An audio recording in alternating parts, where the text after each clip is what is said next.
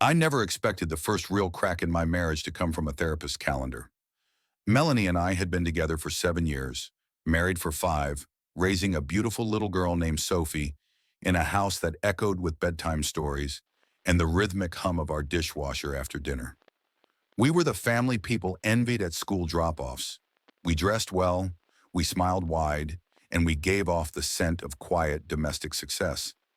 But that illusion shattered the moment I found an unlisted name in Melanie's recent calls, a number that didn't show up on our insurance records, and more importantly, one that she had never mentioned. Curiosity was my first mistake, obsession the second. But love, I've come to realize, disguises both as diligence. I created a fake inquiry email under the name Deborah Martinez and requested an introductory session with this mystery therapist. To my surprise, the reply was prompt and disturbingly familiar. The intake form included a reference to a session about evaluating escape strategies from co-parenting entanglements. The language was sterile. The implication was anything but. Melanie wasn't just cheating. She was planning an exit strategy, one that didn't include me. I filed a notarized statement that same night, warning about the possibility of parental abduction. A friend in social services arranged an unscheduled check at Sophie's school, just enough to raise a flag. By the afternoon, I had changed the parent portal password and revoked Melanie's access. She would find out eventually, but by then it would be procedural. And I had already begun painting over the walls of her escape tunnel.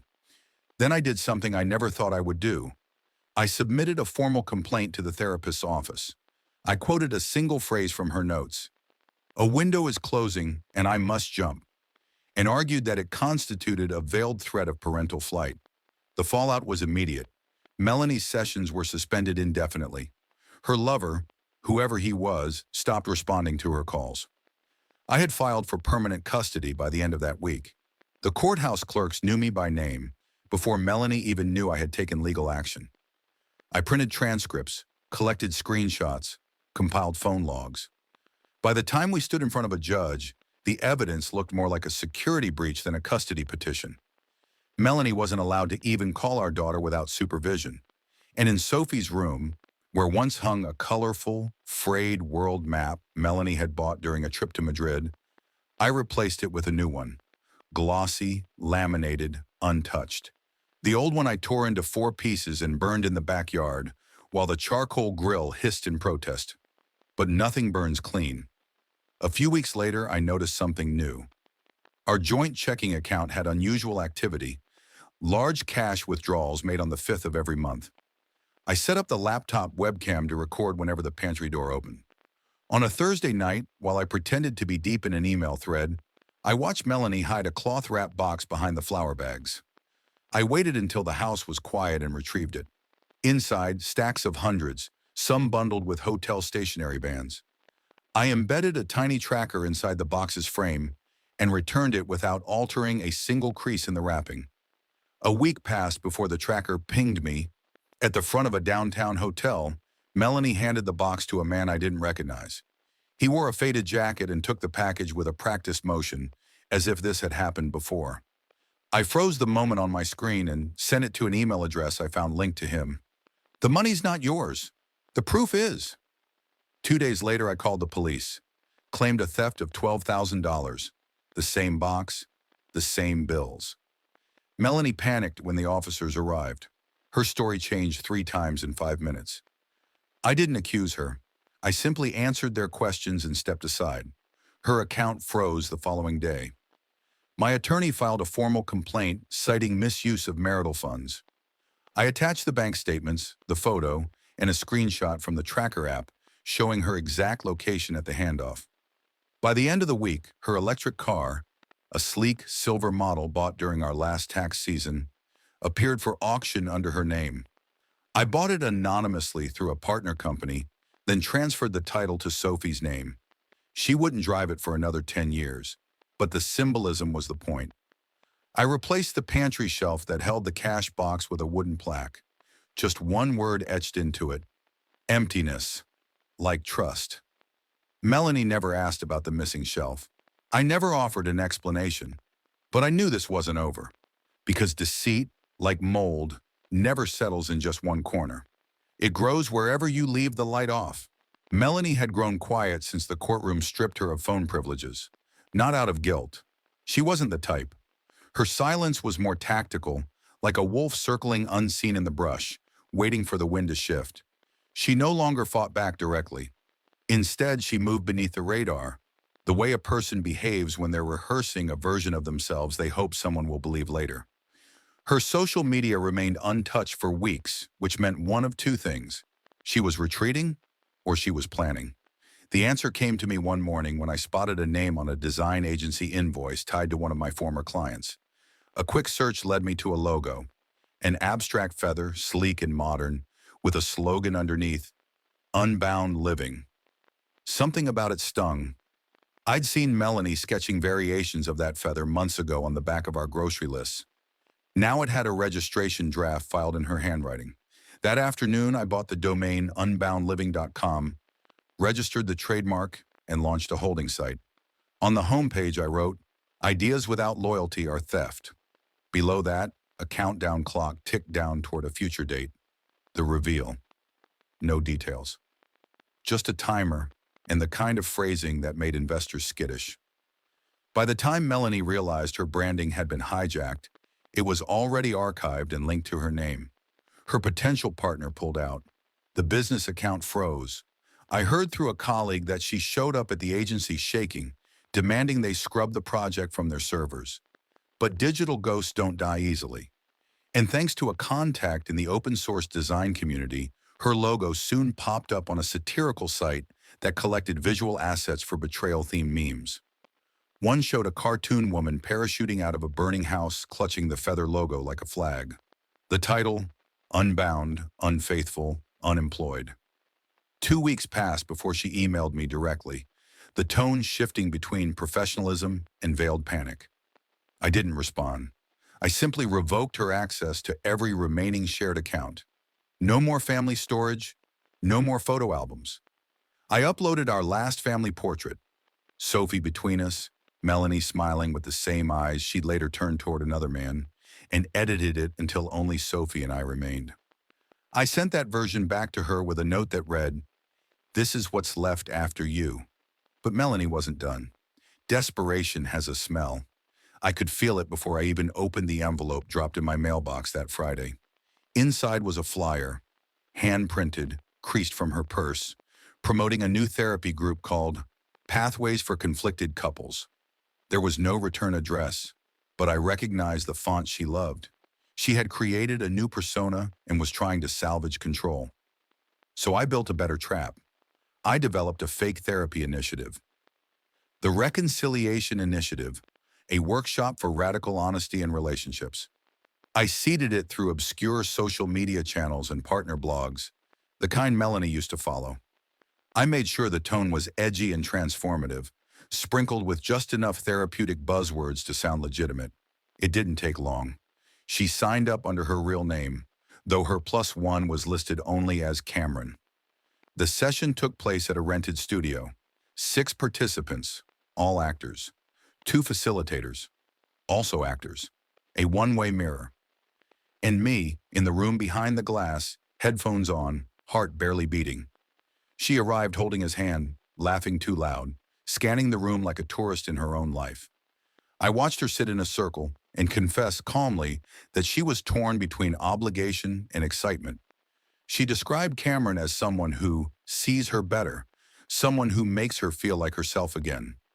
Then she mentioned me, said I was emotionally distant, that our sex life had died under the weight of family schedules and passive resentment. I wrote down every word. At the session's close, the facilitator stood. Her line, rehearsed and timed, landed perfectly. "We bring truth to light, right now." Then came the recording, played over the room's speakers. Melanie's own voice, looped back into her ears, repeating everything she had said. The facilitators handed out printed transcripts. One actor stood and walked out without a word. Another folded the transcript into an origami swan and left it on the floor. When everyone else was gone, I stepped into the room. Melanie turned pale. I clapped slowly, just once, then left. I waited a full week before sending the footage to her company's HR department, the same department known for touting family-centric values on its homepage. The email subject line read, "Voice of our leadership, candid and unfiltered." Within 3 days, she was reassigned. No more PR duties, no more outreach. They moved her to a technical role that required minimal public presence. I, on the other hand, began organizing a real therapy group. Not for her and not for me. For Sophie. 3 other kids from the neighborhood joined. All had been through divorces. I rented the same studio, this time honest in purpose. The first session was gentle, just enough for them to open up. I hung a banner in the room that Sophie helped paint herself.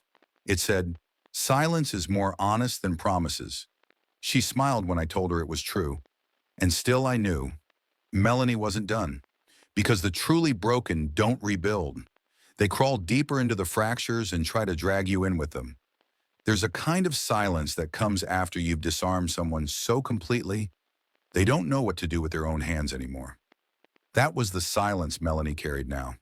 Stiff, artificial, like a frozen lake you could still see the fish moving under. I hadn't heard from her in nearly a month.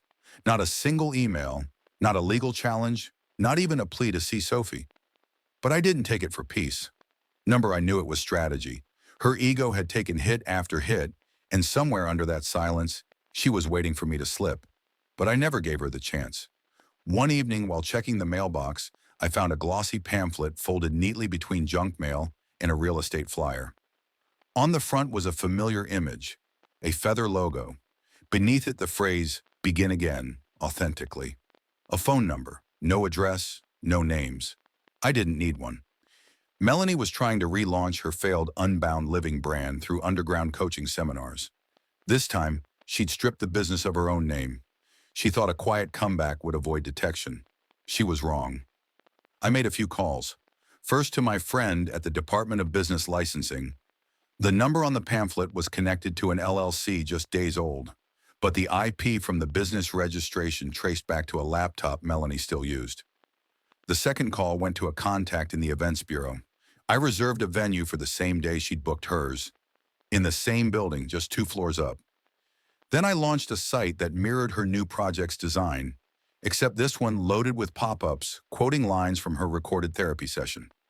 Each quote was paired with stock photos of happy families, and the tagline, "Every lie starts with authenticity." As her rebrand crumbled again, I turned my focus elsewhere, to the bank account she had forgotten.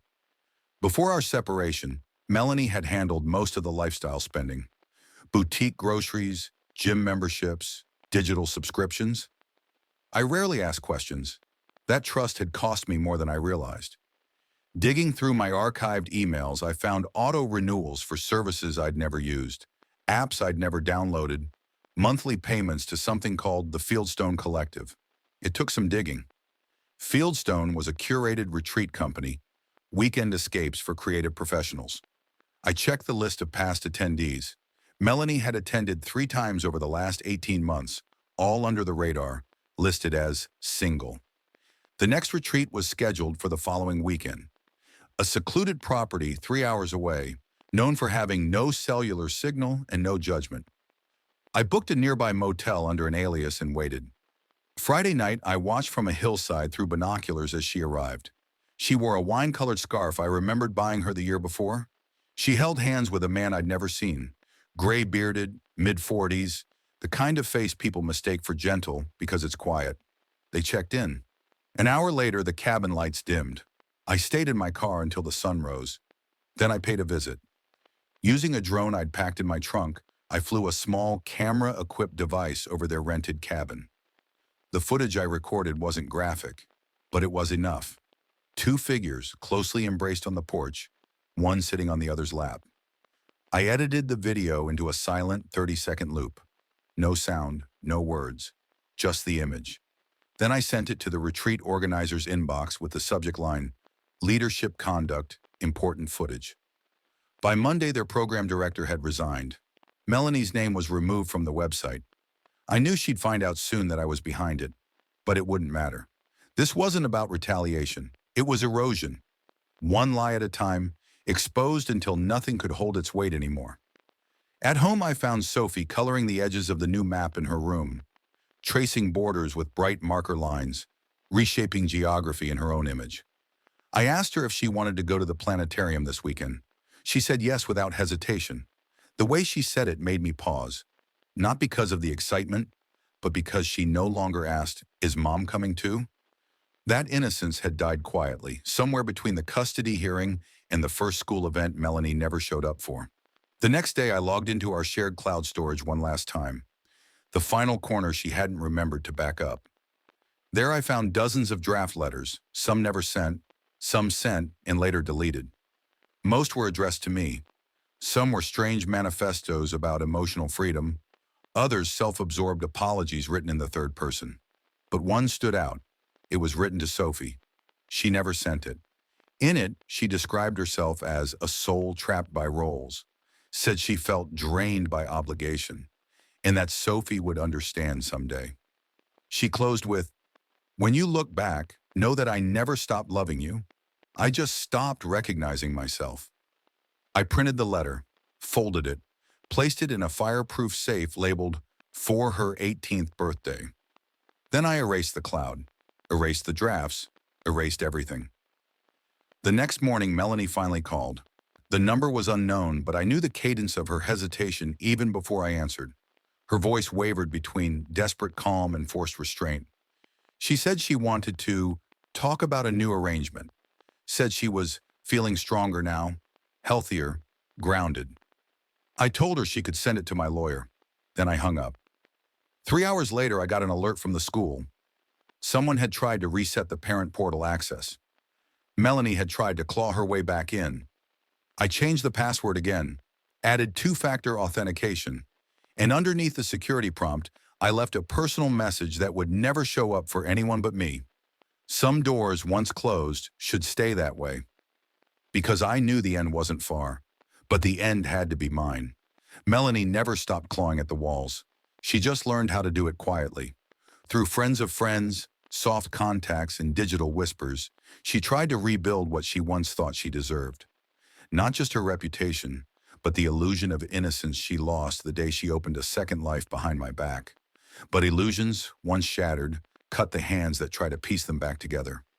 After the parent portal failed her, she filed a motion through a new attorney, a petition for monitored visitation. Not custody, not shared parenting, just the chance to reconnect with Sophie under therapeutic supervision. Her affidavit was a gallery of half-truths. "David has grown distant," she wrote. "The child deserves both parents." She played the role of the misunderstood mother, disoriented by grief, manipulated by outside influences, ready to heal.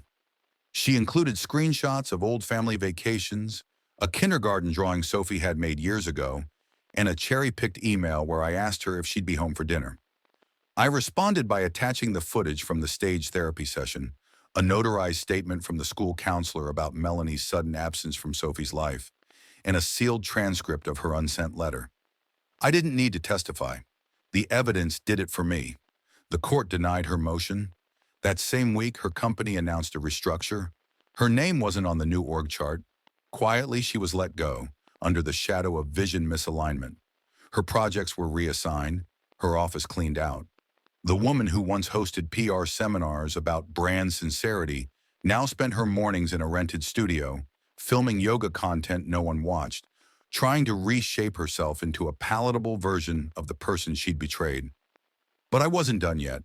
There was still the matter of the original betrayal, the emotional treason she tried to explain away in a therapy circle full of actors. There were still gaps in the timeline I had never filled, shadows cast on dates that had gone unmarked. So I went backward. Through hotel invoices she forgot to delete, car rental receipts emailed to her private inbox, GPS logs I had saved from the brief window I still had access to her cloud. One trip stood out, a 3-night stay at a seaside lodge outside Monterey, billed under her maiden name, cross-referenced with a photography workshop she never attended. The dates matched one of Sophie's school concerts, the first one Melanie ever missed without explanation. I drove there alone on a Friday morning and checked in under a different name.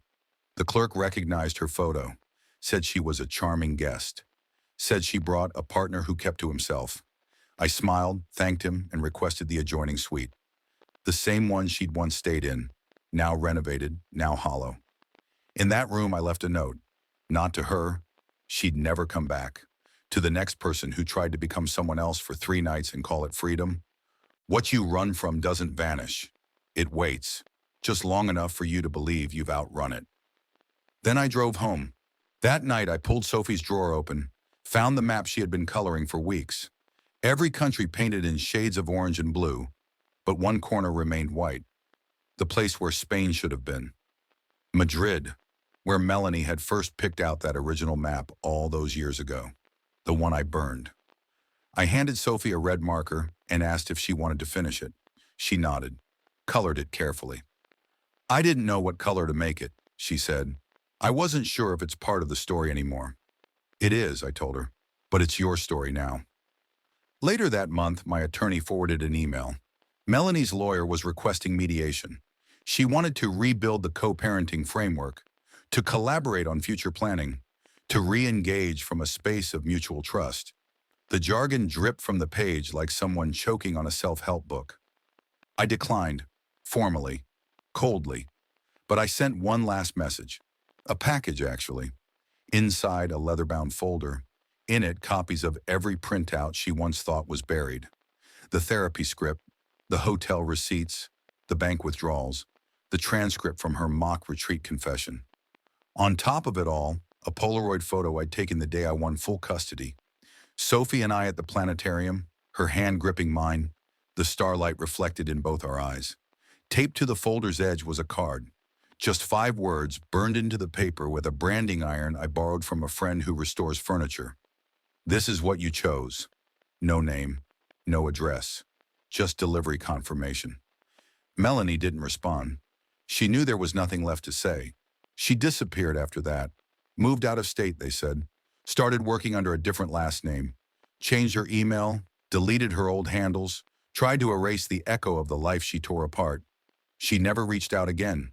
Not for birthdays, not for holidays, not even for the night Sophie had her appendix taken out and cried for her mother in the dark. I sat by her bedside until sunrise, held her hand through the fever, and when it broke, when her eyes blinked open and locked onto mine, I saw something I hadn't seen in a long time. Certainty. She didn't ask where Melanie was. She didn't need to. In the final therapy session we attended, Sophie was asked to define her family using 3 words. She said, Dad, me, safe. That was enough. Everything Melanie tried to build had crumbled, not from the weight of my revenge, but from the hollowness of her choices. I didn't destroy her. I just stepped aside and let gravity finish what she started. Let her burn. That's all for now, folks. Thank you for being with me today and listened. And if you liked my story, please subscribe, hit the like button, and comment below what you think about all this and what would you do if you were me. Also, don't forget to check my other stories in description below.